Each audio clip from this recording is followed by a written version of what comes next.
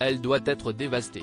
Pour cause, Sandra Bullock doit faire face à la mort de son compagnon, Brian Reynolds, âgé de 57 ans.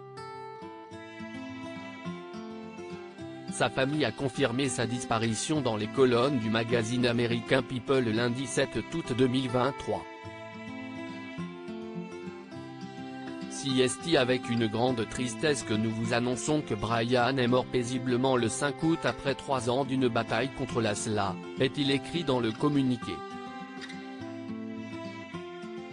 Ainsi, l'homme qui partageait la vie de Sandra Bullock est décédé des suites de la maladie de Charcot. Il s'agit d'une neurodégénérative grave qui touche les nerfs et les muscles.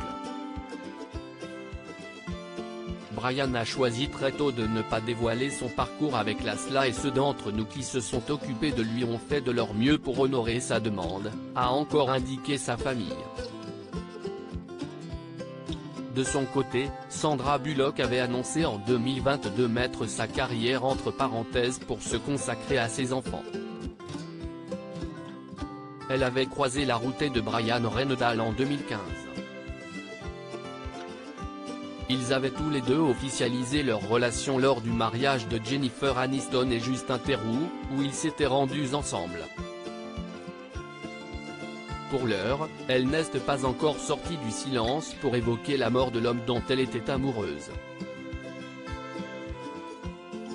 Brian Reynolds laisse derrière lui une fille qui avait déjà perdu sa mère. En revanche, la famille de Brian Reynolds a pris le temps de remercier le personnel médical qui a été aux petits soins pour lui.